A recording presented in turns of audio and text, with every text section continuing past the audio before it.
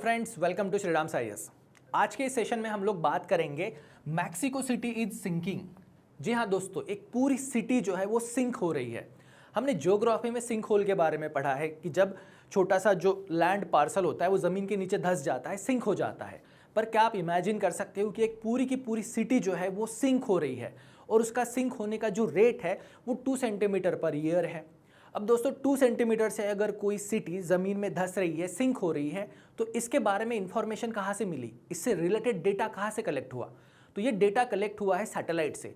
Particularly अगर बात करें तो निसार सैटेलाइट ने ये इंफॉर्मेशन, ये डेटा गैदर किया है और इसके बेसिस पर एक कंक्लूजन आया है कि ये सिटी जो है वो 2 सेंटीमीटर पर मंथ के हिसाब से सिंक हो रही है। अब दोस्तों ये सिटी सिंक होने के पीछे का रीज़न क्या है उसे आज के इस सेशन में समझेंगे और साथ ही इसका इम्पैक्ट जो है वो अर्बन प्लानिंग पे कैसे हो सकता है, ग्राउंड वाटर एक्सट्रैक्शन पे कैसे हो सकता है और क्या ये फ्यूचर में एक नया नेचुरल डिजास्टर कॉज कर सकता है, इसे समझने की कोशिश करेंगे। हाँ, ये पॉइंट डिबेटेबल हो सकता है कि ये नेचुरल डिजास्टर है या मैन मेड डिजास्टर है, तो इन्हीं सारे पॉइंट्स को आज के इस सेशन में समझेंगे। तो दोस्तों बेसिक से शुरुआत करते हैं। मैक्सिको सिटी क्या है? हमने मैक्सिको के बारे में पढ़ा है। मैक्सिको एक कंट्री है जो नॉर्थ अमेरिकन कॉन्टिनेंट में है। तो यहाँ पर यूएसए है और ये रही मैक्सिको। मैक्सिको कंट्री की जो कैपिटल है उसका नाम मैक्सिको सिटी है। Okay, Mexico city is the capital of Mexico. और मैक्सिको कंट्री की जितनी भी पॉपुलेशन है उसकी ऑलमोस्ट 20% पॉपुलेशन जो है वो उनकी कैपिटल सिटी में रहती है और यही कैपिटल सिटी जो है वो सिंक हो रही है, जो कि एक मेजर इशू है। अब दोस्तों मैक्सिको सिटी जो है ये world's one of the largest urban areas में से है, जिसे हम लोग मेट्रोपोलिस एरिया भी कहते हैं, क्योंकि इसका एरिया जो है वो है 7,800 स्क्वायर किलोमीटर और यहाँ पे रहते हैं ऑलमोस्ट 22 मिलियन पीपल। तो इतने ज़्यादा लोग इस एक सिंगल सिटी में रहते हैं और ये सिटी जो है वो सिंक हो रही है। इसके पीछे के रीज़न हमें समझना ज़रूरी है। उसके पीछे का बेसिक सिंपल रीज़न जो ये है वो ये कि ये जो सिटी है ये बिल्ड हुई है, इसको, इस सिटी को बसाया गया है एक एंशिएंट लेक बेड पर। एंशिएंट टाइम में जहाँ पर एक बहुत बड़ा लेक था वहाँ पे ये सिटी जो है उसको बिल्ड किया गया है। तो लेक है तो उसका जो लैंड मास है, वहाँ पे जो एक्वीफायर है, अगर वो ग्राउंड वाटर एक्सट्रैक्शन से कम होता है, इसी के वजह से सिटी जो है वो नीचे सिंक हो रही है, क्योंकि इस सिटी का जो ग्राउंड जो है वो अनस्टेबल है। और दोस्तों इसका सिंकिंग रेट जो है वो 25 cm पर ईयर है, यानी ऐसा मान के चल सकते हैं कि 2 सेंटीमीटर पर मंथ के रेट के हिसाब से ये सिटी सिंक हो रही है, यानी एनुअली 24 सेंटीमीटर ये सिटी सिंक हो रही है, ज़मीन के नीचे धंस रही है। और ये पूरा डेटा जो है, ये डेटा हमें मिला है नासा का जो सैटेलाइट है निसार मिशन के बारे में, और इसी के डेटा के बेसिस पर हम ये कंक्लूड कर सकते हैं कि fastest sinking cities in the world, दुनिया की सबसे फास्टेस्ट सिंकिंग सिटी अगर कोई है तो वो है मैक्सिको सिटी। अब दोस्तों ये जो निसार सैटेलाइट है ये यूपीएससी एग्जाम के हिसाब से इंपॉर्टेंट टॉपिक है और एक करंट अफेयर में आपने पढ़ा भी होगा, फिर भी इसे हम लोग एक बार रिवाइज कर सकते हैं। तो दोस्तों आज के इस सेशन में हम लोग किन मुद्दों पर बात करेंगे जो यूपीएससी एग्जाम के हिसाब से इंपॉर्टेंट है। तो पहला जो पॉइंट है वो ये कि ये सिंकिंग क्या होता है, सिंक होल के बारे में हमने पढ़ा है, वैसे ही सिटी जब सिंक होती है उसे समझेंगे और इस सिंकिंग के पीछे वाटर क्राइसिस का क्या मेजर रोल है। जो पॉपुलेशन बढ़ रही है, अर्बन एरियाज का जो प्रेशर क्रिएट हो रहा है लैंड के लिए, जो नेचुरल रिसोर्स है जैसे कि वाटर है, उनके वजह से कैसे ये सिंकिंग प्रोसेस जो है वो एक्सेलरेट हो रही है और सिंकिंग एक्सेलरेट होने के साथ साथ वाटर क्राइसिस भी बढ़ते जा रहा है। साथ ही हम लोग इसमें इंफॉर्मेशन देखेंगे जो निसार सैटेलाइट है उसके बारे में, और कैसे एक सैटेलाइट, निसार सैटेलाइट, हमें ज्योग्राफी के बारे में इतनी इंफॉर्मेशन दे सकता है कि जो माइन्यूट से माइन्यूट यानी 1 सेंटीमीटर 2 सेंटीमीटर जो मंथली सिंकिंग हो रही है उसके बारे में भी ये डेटा हमें कैसे दे सकता है, उसे भी समझेंगे। तो दोस्तों ये वन ऑफ द सैटेलाइट की एप्लीकेशंस मान के चलते हैं। तो दोस्तों अगर आप यूपीएससी की प्रिपरेशन कर रहे हो, आपको कोई भी डाउट है, कन्फ्यूजन है, तो आप हमारे श्रीराम साइयस के एक्सपर्ट्स मेंटर्स के साथ एक 1-on-1 फ्री सेशन अरेंज करके अपने सारे डाउट्स क्लियर कर सकते हो और आपकी जो प्रिपरेशन स्ट्रैटेजी है उसे आप स्ट्रीमलाइन कर सकते हो। उसके लिए आपको नीचे डिस्क्रिप्शन में दिए हुए लिंक पर अपने इन्फॉर्मेशन को फिलअप करना है और इस अपॉर्चुनिटी का फ़ायदा उठाना है। तो चलिए दोस्तों आज के सेशन की शुरुआत करते हैं। सेशन में जैसे हमने देखा कि ये जो इन्फॉर्मेशन हमारे पास आई है कि 2 सेंटीमीटर पर मंथ के हिसाब से मैक्सिको सिटी सिंक हो रही है, यानी 24 सेंटीमीटर पर ईयर के हिसाब से ये सिटी सिंक हो रही है, ये इन्फॉर्मेशन हमें किसने मिली, इससे रिलेटेड डेटा हमें कहाँ से मिला? तो ये डेटा हमें मिला है निसार सैटेलाइट से। अब निसार सैटेलाइट का अगर नाम देखें तो ये नासा और इसरो इनका जॉइंट वेंचर था, दोनों ने मिलकर इसे बनाया था। तो निसार एन नासा आई इसरो, और इसका फुल फॉर्म आता है सिंथेटिक अपार्चर रेडार। अब सिंथेटिक अपार्चर रेडार जो हमने प्रीवियस सेशन में भी देखा था, तो दोस्तों ये रेडार इमेजेस लेता है, ये ऑप्टिकल इमेजेस नहीं बल्कि रेडार इमेजेस लेता है, और ये दुनिया का पहला ऐसे सैटेलाइट था जो डुअल फ्रीक्वेंसी रेडार इमेजिंग कर सकता है। तो इस सैटेलाइट की स्पेशलिटी ये है कि ये इमेजिंग सैटेलाइट है, रिमोट सेंसिंग सैटेलाइट है, और ये ड्यूअल फ्रीक्वेंसी रेडार इमेजेस लेता है, और ये largest ever space based radar antenna है इसके पास। तो लार्जेस्ट, दुनिया का सबसे स्पेस बेस्ड रेडार एंटीना अगर किसी सैटेलाइट के पास है तो वो निसार सैटेलाइट के पास है, जिसे नासा और इसरो ने बिल्ड किया था। इस सैटेलाइट की जो फीचर्स है उनमें से सबसे इंपॉर्टेंट जो है वो ये कि ये अर्थ को 97 मिनट में ऑर्बिट करता है, ओनली 97 मिनट में ऑर्बिट करता है, यानी एक दिन में ये अर्थ को 14 टाइम्स 14 बार ऑर्बिट करता है। और ये जो छोटे से छोटे माइन्यूट डिफेक्ट जो है उन्हें भी डिटेक्ट कर सकता है, जैसे it can detect surface changes tiny as 1 centimetre across the reason.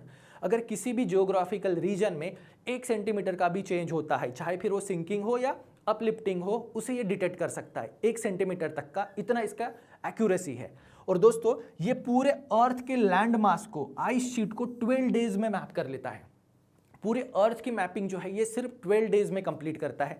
तो उसका डेटा अगर हम लोग कंपेयर करें तो इन 12 डेज में जो भी अर्थ की जियोग्राफी में चेंजेस हुए हैं, चाहे फिर वो सिंकिंग हो, अपलिफ्टिंग हो या कोई भी अलग तरीके का इवन मैन मेड अगर जियोग्राफी में चेंज होता है, उसे भी ये डिटेक्ट कर सकता है, और इसकी एक्यूरेसी लेवल जो है ये 1 सेंटीमीटर तक आती है। तो ये जो मैक्सिको सिटी जो है ये ओल्ड लेक पर बसाई गई है, जिसके वजह से इसका जो ग्राउंड जो है वो अनस्टेबल है, जिसके वजह से यहाँ पे सिंकिंग हो रही है। अब सिंकिंग के पीछे का रीजन जो सबसे पहला हमने डिस्कस किया था कि इसे एंशिएंट लेक बेड पर बिल्डअप किया गया है। तो ओल्ड टाइम पे ये बहुत बड़ा लेक था जिसके सेंटर में इस सिटी को बिल्ड किया गया। अब ये लेक तो वैनिश हो गया, पर ये सिटी का जो बेस जो है वो अनस्टेबल है, जिसके वजह से यहाँ पे सिंकिंग हो रही है। और दूसरा, इस सिटी में जो स्ट्रीट्स है, जो रोड्स है, वो बेसिकली ओल्ड टाइम में कैनल्स होते थे, जिसे लोगों ने लैंडफिल करके रोड बना दिए। ये भी एक रीज़न है कि ये जो लेक है ये वैनिश हो गया। अब सिटी है, सिटी को पानी की ज़रूरत है, और यहाँ पर एक्सेसिव ग्राउंड वाटर का एक्सट्रैक्शन हो रहा है, जिसके वजह से जो एक्वीफायर है वो श्रिंक हो रहा है।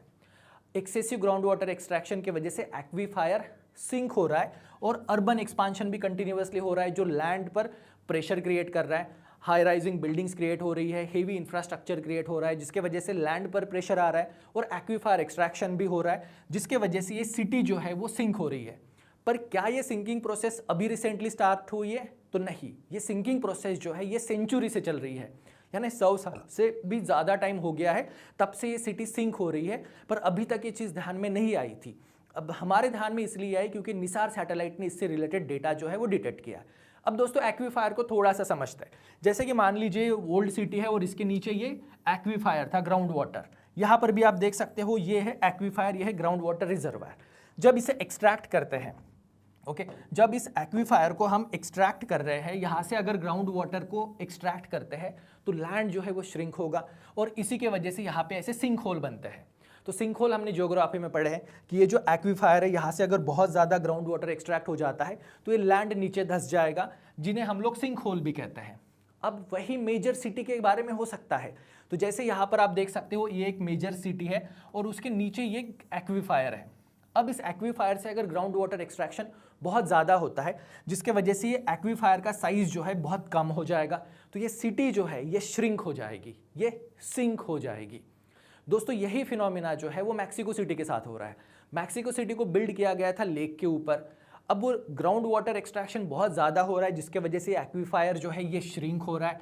अगर ये एक्वीफायर श्रिंक होता है तो ये जो लैंड मास है ये नीचे सिंक हो जाता है, और मैक्सिको सिटी सेंचुरीज से सिंक हो रही है।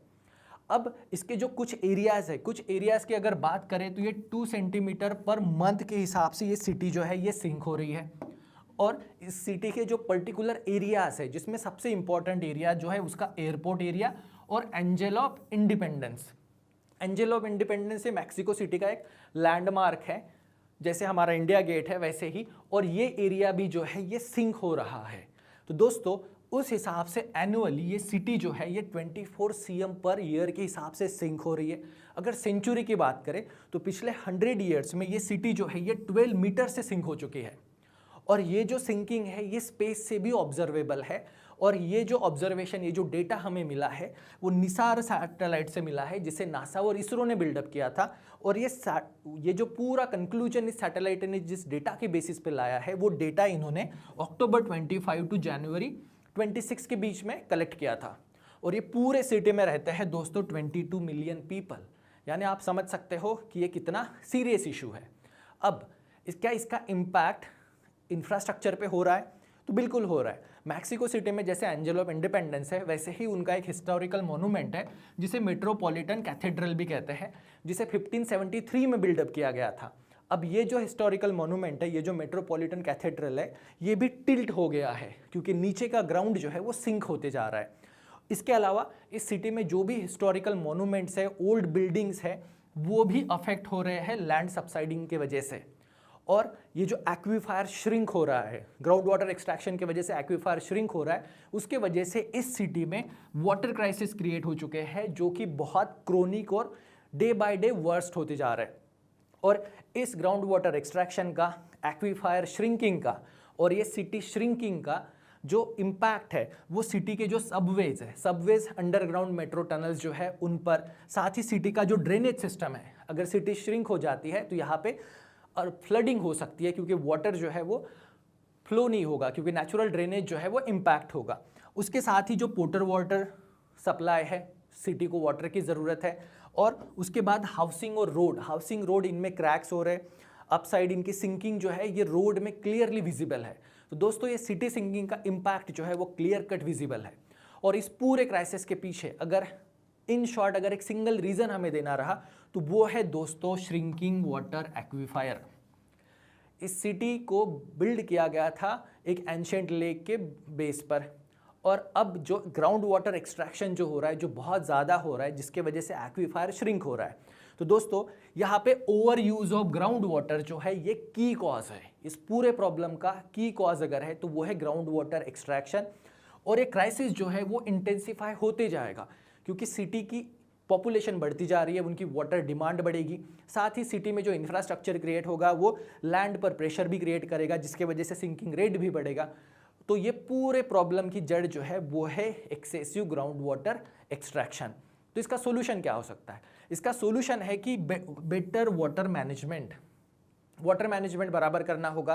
फ्यूचर पॉपुलेशन के हिसाब से वाटर रिजर्वायर क्रिएट करने होंगे और वाटर इफिशिएंट टेक्नोलॉजी को हमें यूज़ करना होगा, और अर्बन प्लानिंग में भी इसका यूज़ होगा। तो फ्यूचर में जो भी अर्बन प्लानिंग मॉडल्स बनते हैं या अर्बन प्लानिंग के लिए जो भी मैकेनिज्म्स एस्टैब्लिश करते हैं, उनमें ग्राउंड वाटर एक्सट्रैक्शन, उसका इम्पैक्ट, उसे भी स्टडी करना ज़रूरी है। और यहाँ पर हम लोग सैटेलाइट बेस्ड टेक्नोलॉजी का यूज़ कर सकते हैं ताकि उनसे रिलेटेड जनरेटेड जो डेटा है वो हमें लॉन्ग टर्म मिटिगेशन प्रोवाइड करेगा। तो दोस्तों ये बात जो थी वो सिर्फ मैक्सिको सिटी से रिलेटेड नहीं है। अब इंडिया में भी देखिए, जो हमारा प्लेन एरिया है, यहाँ पर भी रिवर ट्रेडिशनली जो एरियाज़ है, यहाँ पर भी क्या हमारी सिटीज़ को भी सेम प्रॉब्लम हो सकती है क्या? दिल्ली, लखनऊ, इलाहाबाद ऐसी जो सिटीज़ है जो रिवर बैंक पर सिचुएटेड है, क्या यहाँ पर भी सिंकिंग का इशू हो सकता है? तो इस कॉन्टेक्स्ट में ये टॉपिक इंपॉर्टेंट हो जाता है कि फ्यूचर में इंडिया में इस तरह के भी नेचुरल डिज़ास्टर या कह लीजिए मैन मेड डिज़ास्टर्स हो सकते हैं। तो दोस्तों आज के इस सेशन में बस इतना ही। Thank you very much, see you soon.